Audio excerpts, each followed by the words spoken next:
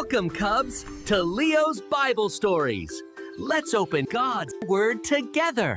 Roar! Hi, Cubs. I'm Leo the Lion. Today's virtue is faithfulness, trusting God even when we don't understand why. Long ago, God asked Abraham to do something that didn't make sense, a coincidence, a test of faith. Abraham. Oh. Yes, Lord? Take your son Isaac, the one you love deeply, and travel to the mountain I will show you.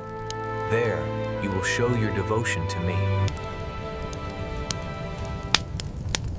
Yes, Lord, I will obey. Father, where is the lamb for the offering? God will provide, my son. Even when Abraham didn't know how, he stayed faithful, step by step, trusting God's promise. Lord, I trust your plan. My mountain. Abraham, do not harm the boy. Now I know that you fear God. Look, Isaac, God provided the lamb. See, Cubs? Faithfulness means obeying God even when the path is confusing.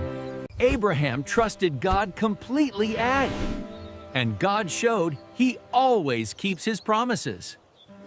Stay faithful, Cubs. Roar for God. And that's today's story, Cubs. Thanks for learning with me here on Leo's Bible Stories.